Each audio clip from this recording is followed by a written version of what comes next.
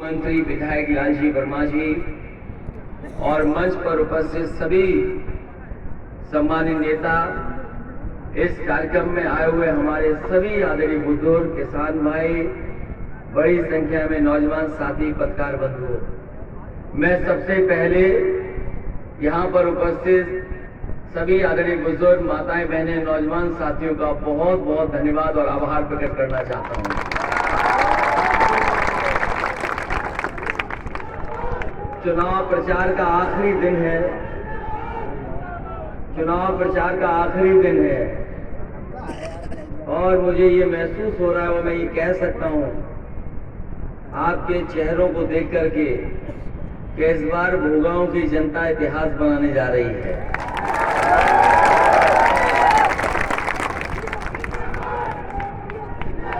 इतना उत्साह और जोश दिखाई दे रहा है,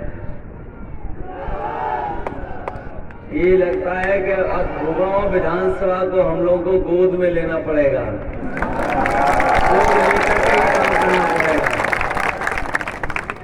और कभी कभी मैं सोचता हूं कि भूगांव पीछे क्यों रहता था।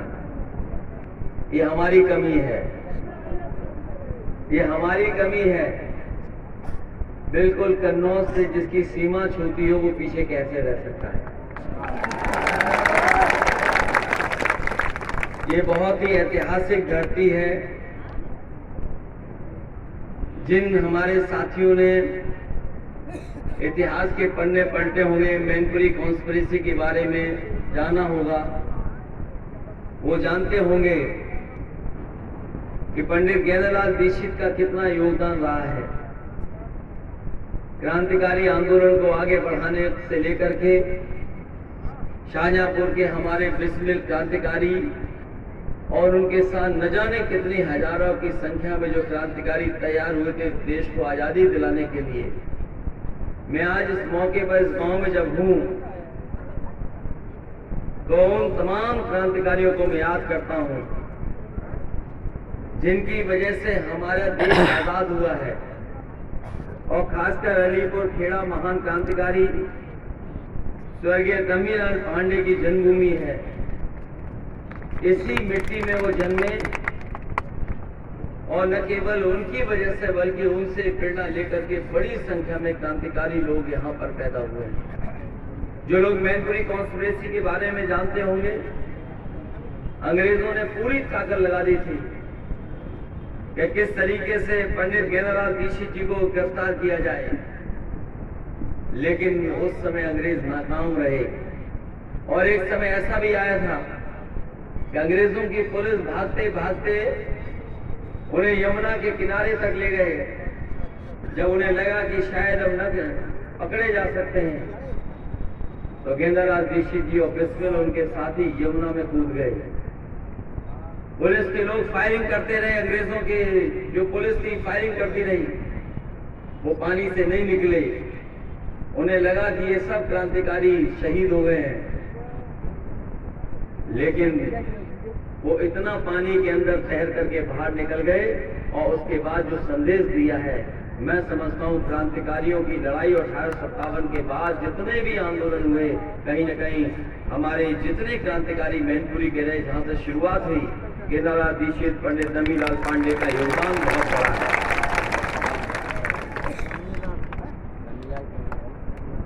आज मैं आपसे आखिरी दिन वोट मांगने आया हूं। लगातार हम लोग मैनपुरी में अलग अलग विधानसभाओं में जा रहे हैं। कुछ जगह हम पहुंचे हैं, हमारी पार्टी के नेता गांव गांव गए हैं और डिम्पल यादव जो प्रत्याशी वो भी कई जगह गए हैं। पिछले कई दिनों से लगातार हम लोग जनसंपर्क कर रहे हैं और लोगों से यही अपील कर रहे हैं कि ये क्षेत्र नेताजी का रहा है और आपने नेताजी को यहाँ पर से कई बार चुन करके भेजा है। यहाँ से लोकसभा जीते और लोकसभा जीत करके वो देश की बड़ी बड़े स्थानों पर रहे, बड़े बड़े पद पर रहे। और नेताजी के बारे में जो जानते होंगे वो ये जानते हैं, हमारे पुराने लोग और नए लोग भी, कि नेताजी किसी ऊंचाई पर पहुंचे होंगे लेकिन अपने गांव गरीब और किसान को कभी नहीं भूले। उनके लिए क्या हो सकता है, उनका जीवन कैसे बदल सकता है, उसके लिए लगातार वो कोशिश करते रहे। जो बड़े बड़े फैसले लिए उन्होंने, एक बार तो वो संघर्ष करते रहे और जब मौका मिला उन्हें फैसला लेने का, जो हमारे पुराने किसान भाई और बुजुर्ग बैठे होंगे वो जानते होंगे नेताजी पहले मुख्यमंत्री बने थे जिन्होंने किसानों का 10,000 कर्जा माफ किया था। आज हो सकता है 10,000 की कीमत कुछ ना हो, लेकिन अब से सोचिए 30 साल पहले वो 10,000 रुपए की कीमत क्या थी।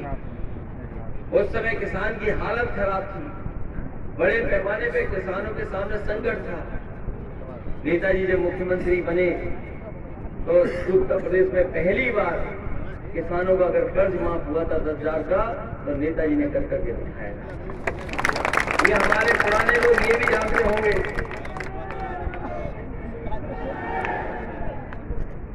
कि जब किसान और छोटा व्यापारी अपना कारोबार या अपनी फसल को लेकर के निकलता था